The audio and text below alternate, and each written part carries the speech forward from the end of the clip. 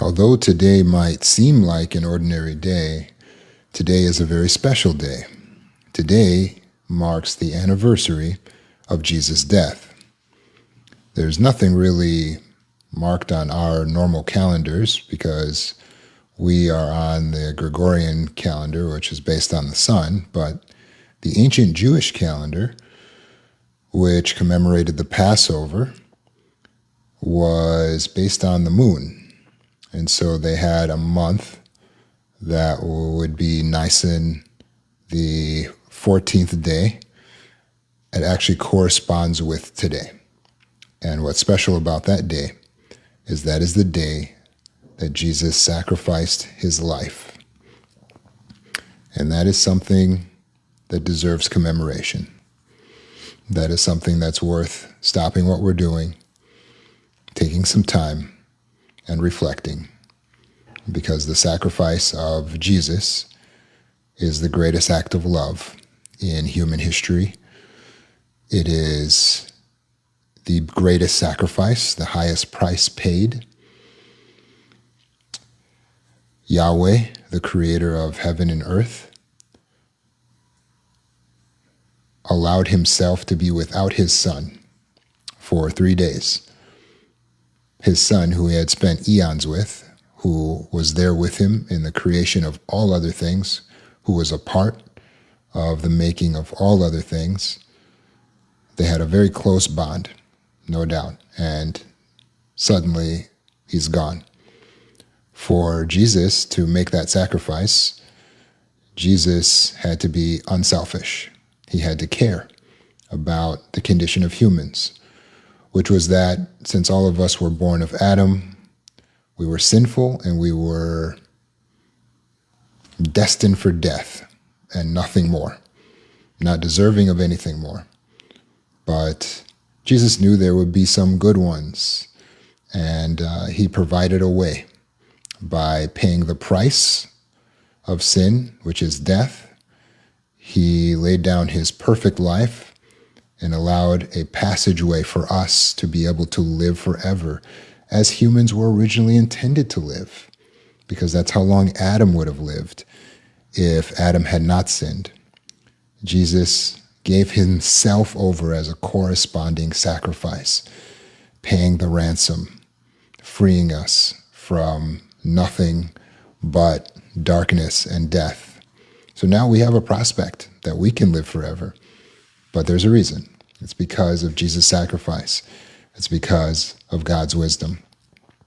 And so we should take a moment and just reflect on that night, on that sacrifice, on what was done.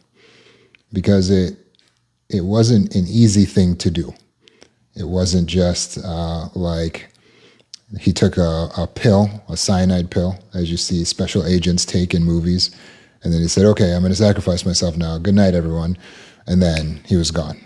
No, it was much more dramatic than that. It was much more intense than that. And there was pain, and there was suffering, and there was betrayal. And you may have experienced in your life pain. You may have experienced suffering. You may have experienced betrayal. And that's why we have a basis for so much gratitude that Jesus didn't just try to take some easy way out, but he showed us that we could maintain our relationship with God, our integrity to God, our peace, despite anything we go through. And he demonstrated that on the night of his death. And so let's read together from John chapter 18, verse 2. This is after Jesus has shared the meal with his disciples, and he's instituted the emblems of the wine, which represented his blood, and the bread, which represented his body. And he taught the disciples, again, by showing them, washing their feet, an example of true humility, that they need to stop arguing. Right to the very end, Jesus is patiently teaching, and he's still not done. After he prayed in the garden at John chapter 18 and verse 2, now Judas, the betrayer, who was sent out from the meal, he was originally a part of the 12 disciples, but Judas is now his betrayer. It says he also knew the place Jesus had often met there with his disciples. So Judas brought a group of soldiers and officers of chief priests and of the Pharisees to come there with torches, lamps, and weapons. And so he's got a mob with him. What are the intentions?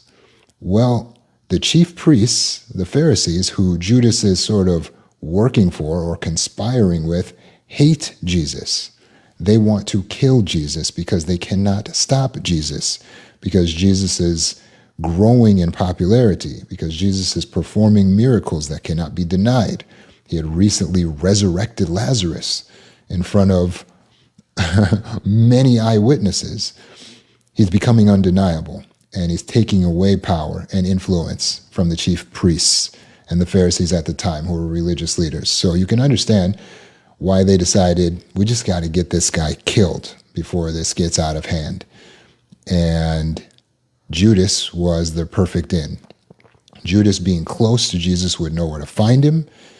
And Judas actually conspired and told the mob, he said, hey, look, I'm going to give him a kiss on his cheek, which was a customary greeting for those who knew one another. And when you see me kiss him on his cheek, then you know that's the one. So you seize him and you take him away. Judas is in full out wickedness right now. And there's no excuse for it. Judas was taught by Jesus. So what would be the reason? Again, wickedness. So there's a lesson for us. When you have people in your life that betray you, that hurt you, that turn on you for no reason, that want to see the worst for you, that actually conspire against you towards your downfall, do not be confused. Do not say, what did I do to deserve this? Nothing. Jesus said, if it happened to me, it will happen to you. Some people are just wicked. There's no hope for some people. And that's what Judas is showing right here. He had every reason to just be good, and he couldn't do it. He had to betray Jesus. He went out of his way to betray Jesus and to get him killed. So verse 4 of chapter 18 says, then Jesus, knowing all the things that were going to happen to him, stepped forward and said to them, whom are you looking for? And they answered him, Jesus the Nazarene. And he said to them, I am he. And then he also mentioned, now let these other ones go, about his disciples who were standing behind him. Now Judas the betrayer was also standing with them. However, when Jesus said to them, I am he, they drew back and fell to the ground. So you have to picture this. This mob is there, and they're like, yeah, we're going to kill this guy. But this guy is not scared. And this guy's like, who are you looking for? Jesus? Yeah, that's me. And he just steps right up. And so they get afraid, and they start stepping back, and they actually fall over like dominoes. They look foolish right now. And it's because you can imagine some of the things they might have heard about Jesus' powers and the bravery, the way he's just stepping up like he's not afraid. So they were actually afraid in this moment. So once they got themselves together, he asked them, who are you looking for? They said, Jesus the Nazarene. Jesus said, I told you, I am he. So if you are looking for me, let these men go. This was to fulfill what he had said, of those whom you have given me, I have not lost a single one. Then at this moment, verse 10, Simon Peter, who had a sword, drew it and struck the slave of the high priest, cutting off his right ear. The name of the slave was Malchus. Jesus, however, said to Peter, put the sword into its sheath. And he also said, whoever lives by the sword will die by the sword. Do you not know that I could call down legions of angels to protect me right now? Helping his disciples to understand it wasn't their place to resort to violence. So for us as Christians, we realize that we don't need to resort to violence. We put our reliance on God and his heavenly forces. And then Jesus does something miraculous. He actually reaches out to Malchus, the guy who's got his ear cut off by Peter, and he heals his ear. Just like that. This is something that Luke took notice of in his account, which is interesting because Luke was a doctor. Verse 12 says, Then the soldiers and the military commanders and the officers and the Jews seized Jesus, and they bound him. Now, when they grab Jesus, what happens to the other disciples? They start running, right? It says in, I believe it's Mark's account, they tried to grab one of them, a young man, and he just slipped out of his outer garment and just ran away, scantily clad. Maybe he was just wearing his undergarments, and he just darted off. Those disciples hit the ground running. Verse 13 says, They led him first to Annas, for he was the father-in-law of Caiaphas, who was high priest that year. Caiaphas was, in fact, the one who advised the Jews that it had to be to their benefit for one man to die in behalf of the people. Now, Simon Peter was with another disciple who was following Jesus. So Simon Peter eventually stopped running and started following behind at a distance. He didn't want to get too close because he didn't want to get arrested. But he's a bold one, right? So he doesn't want to say that he completely punked out. So he wants to kind of stay where he can be seen, or where he can see what's going on.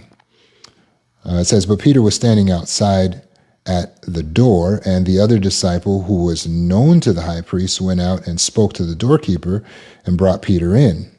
The servant girl, who was the doorkeeper, then said to Peter, You are not also one of this man's disciples, are you?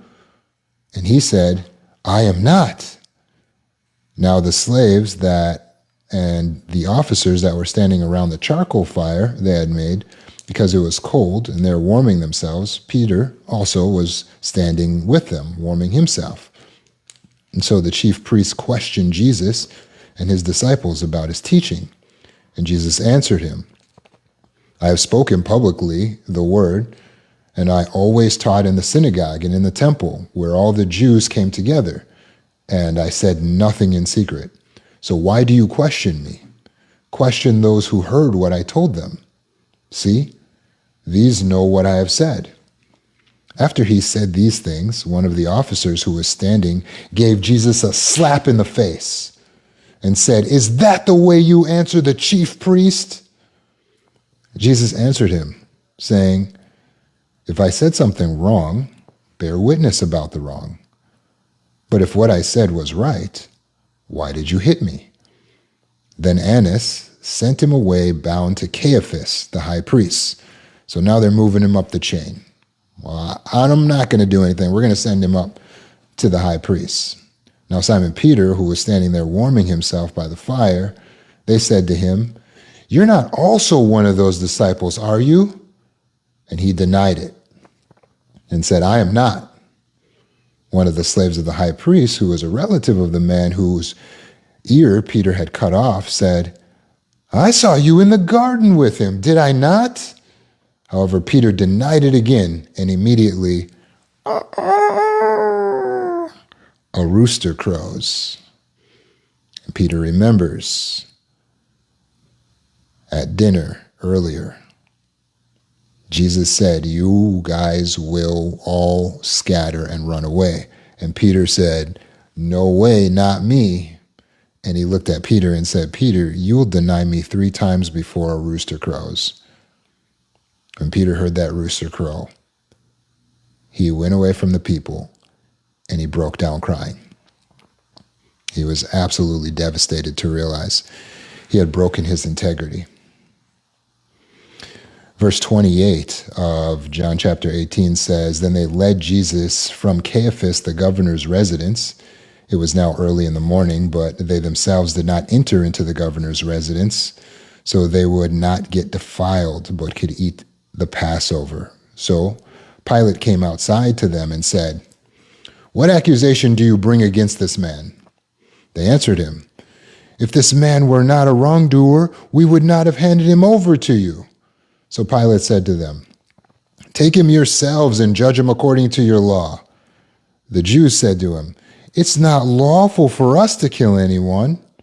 This was to fulfill the word that Jesus had spoken to indicate what sort of death he was about to die. So Pilate entered the governor's residence again, called Jesus, and said to him, "Are you the king of the Jews?" Jesus answered, "Are you asking this of your own originality, or did others tell you about me?" Pilate replied, "I'm not a Jew, am I? Your own nation and chief priests handed you over to me. What did you do?" Jesus answered, "My kingdom is no part of this world. If my kingdom were part of this world, my attendants would have fought that I should not be handed over to the Jews. But as it is, my kingdom is not from this source." So Pilate said to him, "Well, then you are a king." And Jesus answered, "You yourself are saying that I am a king. For this I have been born, and for this I have come into the world, that I should bear witness to the truth. Everyone who is on the side of truth listens to my voice." Pilate said to him, "What is truth?" After saying this, he went out again to the Jews and said to them, "I find no fault in him. Moreover, you have a custom. I should release a man to you on the Passover. So, do you want me to release to you the king of the Jews?" Again they shouted, "Not this man, but Barabbas." Now Barabbas was a robber who was in jail. And they said, "We rather you release Barabbas to us than to release Jesus." Pilate then took Jesus and scourged him. That means that he had Jesus whipped with whips that had fragments of stone or bone on them, where it would actually cut the flesh. Perhaps Pilate's thinking here is, if I beat him up a little bit, maybe the Jews will let me release him and I don't have to kill this man, because I literally don't see what the point of killing this guy is. And the soldiers braided a crown of thorns and put it on Jesus' head and clothed him with a purple robe. And they kept coming up to him saying, "Greetings, King of the Jews." And they also kept slapping him in the face. Pilate went outside again and said to the Jews, "See, I bring him out to you in order for you to know that I find no fault in him." So Jesus came outside, wearing the crown of thorns and the purple robe. And Pilate said to them, "Look, the man." However, when the chief priests and officers saw him, they shouted, "To the stake with him! To the stake with him!" Pilate said to them, "Take him yourself and execute him, for I do not find any fault in him." The Jews answered him, "We have a law, and according to the law, he ought to die, because he made himself God's son." Verse 8 of chapter 19, when Pilate heard what they were saying, he became even more fearful. And he entered the governor's residence again and said to Jesus, "Where are you from?" But Jesus gave him no answer. So Pilate said to him, "Are you refusing to speak to me? Do you not know I have authority to release you and authority to execute you?" Jesus answered him, "You would have no authority over me at all unless it had been granted to you from above. This is why the man who handed me over to you has greater sin." For this reason, Pilate kept trying to find a way to release him. But the Jews shouted, "If you release this man, you are not a friend of Caesar. Everyone who makes himself a king speaks against Caesar." And Pilate, after hearing these words, brought Jesus outside, sat down on the judgment seat in a place called the Stone Pavement, but in Hebrew, Gabbatha. It was the day of preparation of the Passover. It was about the 6th hour. And he said to the Jews, "See, your king." However, they shouted, take him away to the stake with him." Pilate said to them, "Shall I execute your king?" The chief priests answered, "We have no king but Caesar." Then he handed him over to be executed on the stake to the executioners. Do you see how the Jews were playing a political game here with Pilate? Pilate saw no reason to kill Jesus, but they kept saying, "Well, he's broken our law." Pilate's like, "Well, I don't care about that." So then they go, well, he made himself a king, and that's speaking against Caesar. Now that puts Pilate in a difficult political situation. If he speaks out against Caesar or does something or allows someone else to speak out against Caesar, that could look bad for him politically. It could put him in some trouble. So he hands him over to the executioners to be executed. So they took charge of Jesus. Bearing the torture stake for himself, he went out to the so-called skull place, which is called Golgotha in Hebrew. There they nailed him to the stake alongside two other men, one on each side, with Jesus in the middle. Pilate also wrote a title and put it on the torture stake. It was written, Jesus the Nazarene, the King of the Jews. Many of the Jews read the title because the place where Jesus was nailed to the stake was near the city, and it was written in Hebrew, in Latin, and in Greek. However, the chief priests of the Jews said to Pilate, "Don't write the King of the Jews, but that he said, 'I'm the King of the Jews.'" Pilate answered, "What I've written is what I've written." So when the soldiers nailed Jesus to the stake, they took his outer garments and divided them into 4 parts, one for each soldier. And they also took the inner garment. But the inner garment was without a seam, being woven from the top to the bottom, meaning it's high quality. So they said to one another, "Let us not tear it, but let us cast lots over it to decide whose it will be." This was to fulfill the scripture. They divided my garments among themselves, and they cast lots for my clothing. So the soldiers actually did these things. Imagine that hundreds of years in advance, it was written that they would actually do this over his clothing. And this is exactly what these soldiers are doing, unaware that they're fulfilling prophecy. By the torture stake of Jesus, however, there was standing his mother and his mother's sister, Mary, the wife of Clopas, and Mary Magdalene. So when Jesus saw his mother and the disciple whom he loved, John, standing nearby, he said to his mother, "Woman, see your son." Then he said to the disciple, "See your mother." And from that hour on, John took care of her into his own home. After this, when Jesus knew that by now all things had been accomplished, in order to fulfill the scripture, he said, "I am thirsty." A jar was sitting there full of sour wine, so they put a sponge full of the sour wine on the hyssop stalk and held it up to his mouth. When he received the sour wine, Jesus said, "It has been accomplished." And bowing his head, he gave up his spirit. Since it was the day of the preparation, so that the bodies would not remain on the torture stakes on the Sabbath, the Jews asked Pilate to have the legs broken on the bodies so that they could be taken away. This was because the way they were hanging on the torture stake, the prisoners would prop themselves up with their legs so that they wouldn't just suffocate from hanging that way. So by breaking the legs, they would die faster. So the soldiers came and broke the legs of the first man and those of the other man who was on the stake alongside Jesus. But on coming to Jesus, they saw he was already dead. So they did not break his legs. But one of the soldiers jabbed his spear into his side, and immediately blood and water came out. And one who has seen it has given this witness, and this witness is true, and he knows what he says is true. In fact, these things took place for the scripture to be fulfilled. Not a bone of his would be broken. Again, hundreds of years in advance, the scripture said his bones wouldn't be broken. And there he was, in this moment where they come to break his bones. And it can't happen because the scriptures are fulfilled every single time. Also, the scripture says they will look to the one whom they pierced. And that soldier pierced his side, another fulfillment of prophecy. Verse 38, now after these things, Joseph of Arimathea, who was a disciple of Jesus, but a secret one, because of his fear of the Jews, asked Pilate if he could take away the body of Jesus.